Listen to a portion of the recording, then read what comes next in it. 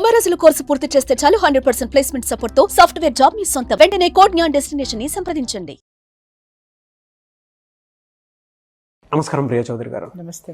మన లైఫ్లో మనకు తెలియకుండానే కొంతమంది తెలిసి కూడా చాలామంది పక్కన ఉండేటువంటి వాళ్ళు చెప్తూ ఉంటారు. అంటే కొంతమంది మనకి చాలా డీప్గా బాధ పెట్టుంటారు అండ్ దాంతోపాటు హార్ష్గా బిహేవ్ చేస్తూ ఉంటారు. కొంతమంది మ్యాన్ హ్యాండ్లింగ్ కూడా చేసేస్తూ ఉంటారు. కొన్ని రోజులు ఆగిన తర్వాత మనం గుర్తు తెచ్చుకుంటూ ఉంటే పక్కన వాళ్ళు వచ్చి పోనీ వదిలేలే ఇంక అయిపోయింది కదా, పోనీ వదిలే ఇంక అయిపోయింది కదా అని అంటూ ఉంటారు. కొన్నిసార్లు మనం సర్ది చెప్పుకుంటాము, కానీ కొన్ని మాటలు పదునైన మాటలు ఉంటాయి కదండి, వాటిని వదిలేయాలన్నా కూడా మనసు అంగీకరించదు.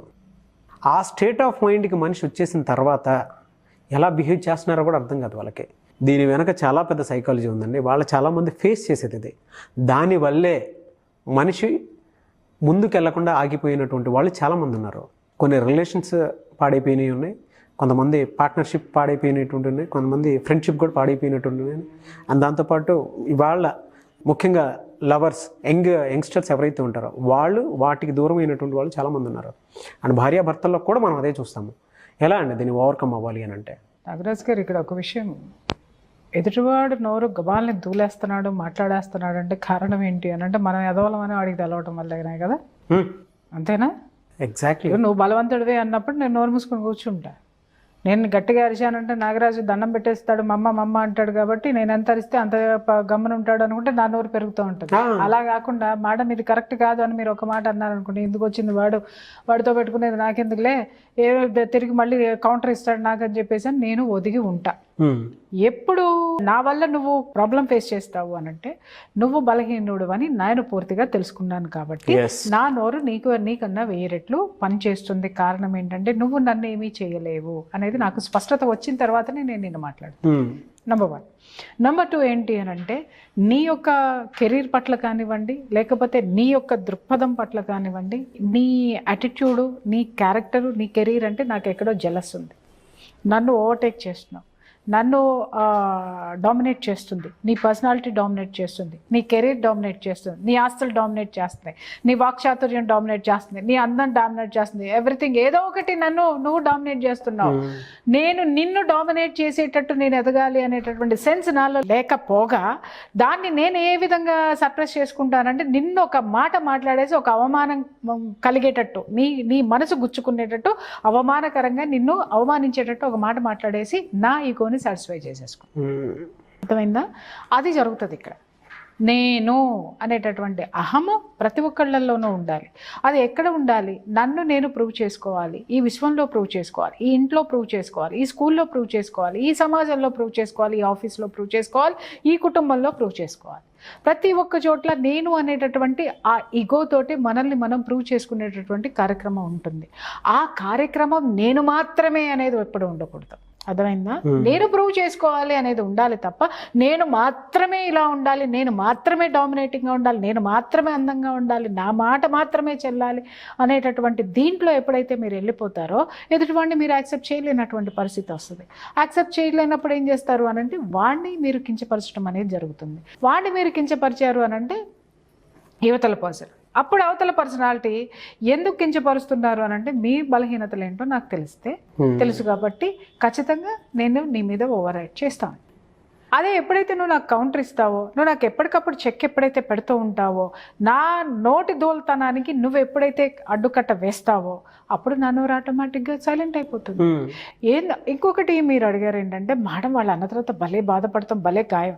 ఇక్కడ కొన్ని ఉంటాయి మనకి ఏంటి అని అంటే కుటుంబంలో మన బంధువుల్లో మనకంటే వయసులో పెద్దవాళ్ళు, లేకపోతే బావ వరుసలో, మావయ్య వరుసలో, తండ్రి వరుసలో, లేకపోతే ఏదన్నా మనం ఇచ్చేటటువంటి గౌరవం ఏదైతే ఉందో దాన్ని వాడు చేతగానితనంగా తీసుకొని మాట్లాడినప్పుడే మనకు గుచ్చుకుంటుంది, మనం బాధపడటం అనేది జరుగుతుంది. సమాజంలో కూడా అంతే. వాడు స్నేహితుడు అనుకున్నాం, లేదా ఆమె స్నేహితురాలు అనుకున్నాం, బట్ ఆ స్నేహాన్ని ఇప్పుడు నేను చెప్పాను కదా, ఇప్పుడు ఇప్పుడు నేను నా స్థాయిని మర్చిపోయి నా టాలెంట్ని మర్చిపోయి నేనేదో ఒక బలహీనమైనటువంటి క్షణము, అంటే బలహీనమైనటువంటి క్షణం అంటే నా ఇంట్లో ఏదన్నా నా పర్సనల్గా పరిస్థితులు ఏదన్నా ఉంటే సరే పక్కింటమ్మ బాగా నవ్వుతుంది కదా రోజు అని చెప్పేసి నేను వెళ్ళి ఫ్రెండ్షిప్ చేసుకొని ఆవిడ ఇంకా బాగా మాట్లాడుతుంది కదా అని నా గురించి మొత్తం చెప్పేసిన తర్వాత అప్పటి వరకు ఏంటంటే ప్రియా చౌదరి డోర్ తీసుకుని ఎప్పుడు వస్తుందో, ఏం చీర కట్టుకుందో, ఏ నగలు పెట్టుకుందో, ఈరోజు ఎలా వెళ్తుందో చూడాలని యాంగ్జైటీగా ఉండేవాళ్ళు. ఎప్పుడైతే మనం వాళ్ళ డోర్ దగ్గరికి నిలబడతామో అది ఆ చిరునవ్వు నుంచి ఒక విధమైనటువంటి క్వశ్చన్ రైజ్ అవుతుంది. అక్కడి నుంచి ఎప్పుడైతే మనం వాళ్ళ ఇంట్లోకి వెళ్ళి కూర్చుంటామో మన పట్ల ఉన్నటువంటి ఆ యొక్క యాంగ్జైటీ కానివ్వండి, మన పట్ల వాళ్ళకు ఉన్నటువంటి దృక్పథం మెల్లమెల్లగా మారిపోతూ ఉంటుంది. ప్రియా చౌదరి నా ఇంటికి వచ్చిందంటే, అంత గొప్పవాడు నన్ను ఎత్తుక్కుంటూ వచ్చిందంటే నాలో ఏదో క్వాలిటీ చూసి వచ్చింది. ఆ క్వాలిటీని నేను చాలా జాగ్రత్తగా నేను తనకి ప్రజెంట్ చేయాలని అనుకోవడం మర్చిపోయి ఏం చేస్తారంటే, వేస్ట్ అండి బాబు, పైకట్ట కనపడుతుంది కానీ అబ్బో ఇంట్లో ఎన్నున్నాయో, ఒంట్లో ఎన్నున్నాయో, బయట ఎన్నున్నాయో, ఆఫీస్లో ఎన్నున్నాయో, అబ్బో వేస్ట్ అండి అని మాట్లాడడం మొదలు పెడతారు. అక్కడ ఏమవుతుంది, నా క్యారెక్టర్ ఎప్పుడు దిగజారద నాగరాజు గారు గుర్తుపెట్టుకోండి. ఎందుకు అనంటే పడినా లేచిన కెరటాన్ని, అర్థమైందా? కాబట్టి నాకేం కాదు, బట్ నీ క్యారెక్టర్ బయటకు వచ్చేస్తుంది. నా దృష్టిలో ఒకసారి నీ క్యారెక్టర్ ఏంటనేది బయటకు వచ్చేసిన తర్వాత నేను నిన్ను రీచ్ అవ్వడానికి ఒక జీవితకాలం, నీ జీవితకాలం పడుతుంది, గుర్తుపెట్టు. అక్కడే ఏమవుతుంది, ఒక మంచి స్నేహితురాల్ని నువ్వు కోల్పోయావు. అండర్స్టాండ్? నాగరాజు ఉన్నాడు, నాకే ఏ హెల్ప్ ఉన్నా సరే నిమిషాల ప్రకారం వచ్చేస్తాడు, నిమిషాల ప్రకారం చేస్తూ ఉంటాడు. చేస్తున్నాడు కదా అని చెప్పేసి అని వస్తాయి అదవా ఏదంటే అది, నేను ఒక్క మాట మాట్లాడంటే నిమిషాల ప్రకారం ఉరుక్కుంటూ వస్తాడు అని మాట్లాడాను అనుకోండి, టైం చూసి దెబ్బ కొడుతాను. అదే నేను నాగరాజుని ఒక్క ఫోన్ కాల్ చేస్తేనమ్మా బిడ్డ ఎక్కడున్నా కానీ నా కోసం పరిగెట్టుకొస్తాడు అని జీవితాంతము. మాటే చూడండి, మాట చూడు, జీవితాంతము ఎక్కడున్నా సరే, ఏ నిమిషం ఉన్నా, ఏ స్థాయిలో ఉన్నా సరే, అమ్మ ఏం కావాలి అని పరిగెట్టుకొని వస్తారు. మాట అదుపు, అదుపు మాట పొదుపు. ఇక్కడ చాలా మంది ఏమనుకుంటారంటే వాళ్ళు ఎదుటి వాళ్ళకి సమాధానం చెప్పనంత వరకు కూడా వీళ్ళ మాట చెలామణి అవుతుంది. వన్స్ నువ్వు కౌంటర్ ఇచ్చి చూడు స్ట్రాంగ్గా, చిన్న గొడవ జరుగుతుందేమో లేదా పెద్ద గొడవ జరుగుతుందేమో, కానీ జీవితాంతం నువ్వు సుఖంగా ఉంటావు, ప్రశాంతంగా ఉంటావు, మనశ్శాంతిగా ఉంటావు. ఇంకొక విషయం ఏంటంటే ఒకళ్ళు మనల్ని మాట్లాడడం మొదలుపెట్టి బ్లేమ్ చేయటం మొదలు పెడితే దాన్ని మనం పులి స్టాప్ పెట్టకుండా వదిలేస్తే అది పెద్ద వ్యాసమై కూర్చుంది.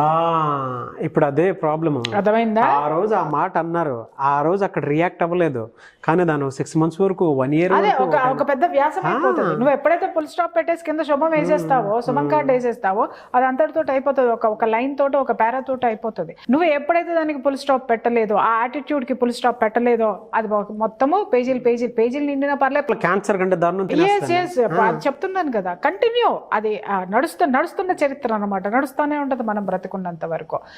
అది ఒకటే కాక వాళ్ళు మాట్లాడేటాళ్ళు వాళ్ళు ఒక్కళ్ళే మాట్లాడతారు, మిగిలిన నలుగురిని తయారు చేస్తారు మన మీదకి. మిగిలిన నలుగురు కూడా తయారవుతూ ఉంటారు. వాడిని ఏమనట్లేదు కాబట్టి ఇంకొకరు తయారవుతారు, వాడు మాట్లాడలేదు కాబట్టి ఇంకొకటి మాట్లాడతాడు. ఇక చివరికి తిరిగి మన ఇంట్లో వాళ్ళు మనల్ని లెక్క చేయరు, చివరికి మన పనులు కూడా మనల్ని లెక్క చేయనట్టు మనస్తత్వానికి వచ్చేస్తాం మనం. అప్పుడేమవుతుంది, మనలో డిప్రెషన్ స్టార్ట్ అవుతుంది. డిప్రెషన్ ఏమవుతుంది, నానా రకాలైనటువంటి దుఃఖమాల రోగాలన్నిటినీ మన శరీరంలో ఉంచుతుంది. వీటన్నిటికీ కారణం ఏంటి అని అంటే మనల్ని మనం ప్రొటెక్ట్ చేసుకోలేకపోవడమో, ఎదుటి వాళ్ళ నుంచి ప్రొటెక్ట్ చేసుకోలేకపోవటం. మనకంటే పెద్దవాళ్ళు గబాలను ఒక మాట మాట్లాడినా, ఇందాక నేను అన్నాను కదా తాతయ్య గారు మీరు అట్లా అన్నారు, మీరు ఇంకొకసారి అలా అనకండి, నేను చాలా హర్ట్ అవుతున్నాను తాతయ్య గారు, ఇది కరెక్ట్ కాదు తాతయ్య గారు, చెప్పండి. మీ బావగారు అన్నారు, బావగారు మీరంటే చాలా అభిమానం ఉంది, కానీ ఇట్లాంటి విషయాలు మాట్లాడితే మాత్రం నేనైతే మాత్రం సహించరు, చెప్పండి. లేదు మీ అత్తగారు మాట్లాడారు, అత్తమ్మ నేను అన్ని విషయాల్లో నేను నీకు హెల్ప్ చేస్తూ ఉంటాను, నేను నిన్ను అర్థం చేసుకుంటాను, కానీ నా చేతగానితనం అనేది వద్దత్తమ్మ, మీరు ఇలా మాట్లాడడం అనేది నాకు కరెక్ట్ కాదు, నిర్మోహమాటంగా చెప్పండి. ఆ నిర్మోహమాటం అనేది 10 రోజులు దెప్పి పొడుస్తారేమో కానీ 11వ రోజు సెట్ అవుతారు వాళ్ళు. మనం మనశ్శాంతిగా ఉంటాం. ఎప్పుడైనా సరే నాగరాజు గారు ఓర్పు ఎప్పుడు అవసరము అనంటే, మనకి ఎదుటి వాడి యొక్క యాటిట్యూడ్ ఏదైతే ఉందో మనకి హామ్ చేయకుండా ఉన్నంత వరకు మన ఓర్పు పట్టడంలో అర్థం. కానీ ఆ ఎదుటివాడి యొక్క యాటిట్యూడ్ మనల్ని నిట్టనిలుగా ప్రతిక్షణం హామ్ చేస్తున్నంత వరకు ఆ ఓర్పు పట్టడాన్ని ఓర్పు అనర చేతగాంతనం అంటారు. మనం చేతగాంతనంలో ఉన్నామా, ఓర్పులో ఉన్నామా, అది ఆ తేడా తెలుసుకోండి.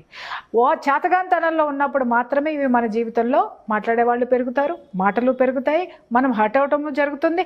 ఆ హర్ట్ అవటం దగ్గర నుంచి మనం శారీరకంగా మానసికంగా 2 విధాలుగా కూడా నష్టపోయేటటువంటి అవకాశాలు ఉన్నాయి. కాబట్టి మీరు ఇంకొక మాట అన్నారు, పోన్లే ఊరుకో అని చెప్తారు అని. అంటే ఇక్కడ 2 విషయాలు ఉన్నాయి. పక్క వాళ్ళు ఏంటంటే గొడవని ఎక్కువ రాజేయటం ఎందుకు, మనం అజ్యం పోయటం ఎందుకు అని వదిలేసే, ఎందుకంటే వీళ్ళు గొప్పవాళ్ళు అని చెప్పే ఉద్దేశంలో చెప్పే రకం కొంతమంది ఉంటారు. కొంతమంది ఏం చేస్తారనంటే ఇంత హర్ట్ అయ్యేటటువంటి మాట ఉన్నా దాన్ని ఖండించటం మానేసి, అట్లీస్ట్ ఖండించాలి, ఖండించరు కూడా ఖండించరు, ఊరుకో వదిలేయానంటే తగిలింది నీకు వాళ్ళకి కాదు. మామూలుగా మాట్లాడతారు, ఎందుకంటే అవతలాళ్ళు వీళ్ళకి కావాలి కాబట్టి, లేదా అవతలాళ్ళని వీళ్ళు మాట్లాడేటువంటి శక్తి లేదు కాబట్టి వాళ్ళు ఏ దృష్టితో మాట్లాడుతున్నారు అనేది కూడా మనం పరిశీలనలోకి తీసుకోవాలి. పక్కవాడు ఊరుకో అన్నాడు కాబట్టి మనం ఊరుకుంటే ఎట్లా? పక్కవాడు మన స్నేహితుడు కావచ్చు, ఇంకొకటి కావచ్చు, ఊరుకో అన్నాడు అని అంటే దాని వెనక ఏమన్నా ప్రమాదం, మనం నోరు తెరిస్తే ఇంకేమన్నా పరిస్థితులు ఏమన్నా ప్రమాదకరంగా ఉన్నాయా, లేదా ఆ ఒక్క విషయం మాట్లాడి ఆ వ్యక్తి అవతలికి వెళ్ళిపోతాడు, మళ్ళీ 2 సంవత్సరాల తర్వాత 4 ఏళ్ల తర్వాత వాడు మన జోలికి రాడు అన్నప్పుడు ఎందుకు గెలుపుకోవాలి అనేటటువంటి యాటిట్యూడ్తో మాట్లాడారా? ఇవి గమనించాలి ఫస్ట్. లేదా వాడు 24 గంటలు వాళ్ళు మన ముందే ఉండి ఊరుకో అని చెప్పారంటే ముందే పగలు కొట్టాలి. ఎందుకంటే నొప్పి ఇది కాదు మంది. సామెత ఉందండి, చెప్పేవాడికి వినేవాడు అన్నట్టుగా చెప్తానే ఉంటారు. దెబ్బ వాళ్ళది కాదు, మనసు వాళ్ళది కాదు, మాట వాళ్ళది కాదు, మాట్లాడారు కాబట్టి దూకుతూ ఉంటారు. పక్కవాడి సబ్కా సునో అప్నా కరో భయ్, అందరూ ఏం చెప్తారో వినండి, కానీ మీ విచక్షణ ఏం చెప్తుందో దాని ప్రకారం నడుచుకోండి. ఇక్కడ వరకు బాగుందండి, అంటే మీరు చెప్పినంత వరకు బాగానే ఉంది. కొంతమంది అయితే క్రానిక్ డిజార్డర్ లాగానే దాన్ని క్యారీ ఫార్వర్డ్ చేసుకుంటూనే ఉంటారు. అది 6 months, 1 year, కవచకండలాలు మోసినట్టు వీళ్ళు దాన్ని విపరీతమైనటువంటి అవమాన భారంతో తీసేసుకొని లైఫ్ లాంగ్ దాన్ని క్యారీ చేసేస్తారండి. కొంతమంది సంవత్సరాలు పడుతుంది, కొంతమందికి నెలలు పడుతుంది. ఇక్కడ ఏంటంటే మనుషులు 2 రకాలు ఉంటారు నాగరాజు గారు. ఒకటి ఏంటి అని అంటే తిరిగి సమాధానం చెప్పలేని పిరికితనం ఒకటైతే, రెండోది దాన్ని ఓవర్కమ్ అవడం ఎలాగో తెలియనటువంటి వాళ్ళు. ఈ 2 ఉంటారు అనమాట. అంటే కౌంటర్ ఇచ్చేస్తారు, కౌంటర్ ఇచ్చినా కూడా మనసులో బాధ ఉంటుంది, నన్ను. The best medicine is meditation. ఎందుకు అనంటే ఈ 2 విషయాలు, ఏది ఎదుటివాడికి సమాధానం చెప్పలేని పిరికితనము, ప్లస్ అలాగే సమాధానం చెప్పేసినా కూడా ఆ అవమానాన్ని తీసి బయట పడేయలేనటువంటి ఆ యాక్సెప్టెన్స్ లేనటువంటి మనస్తత్వం. ఈ 2టికి కూడా అద్భుతమైనటువంటి మెడికేషన్ ఏంటి అంటే మెడిటేషన్. ఈ మెడిటేషన్ మనలో ఉన్నటువంటి సర్వ అన్ని సిస్టమ్ మీద పనిచేసి మనలో ఉన్నటువంటి సరికానటువంటి భావాలని, సరికానటువంటి జీవన గతుల్ని, సరికానటువంటి ఆలోచనల్ని కూడా సరి చేసేటటువంటి శక్తిని ఇచ్చి వాటన్నిటినీ సరిచేసి మనం ఎంత పర్ఫెక్ట్గా ఉండాలో ఈ విషయంలో మనల్ని అంత పర్ఫెక్ట్గా నిలబెడుతుంది నాగరాజు గారు.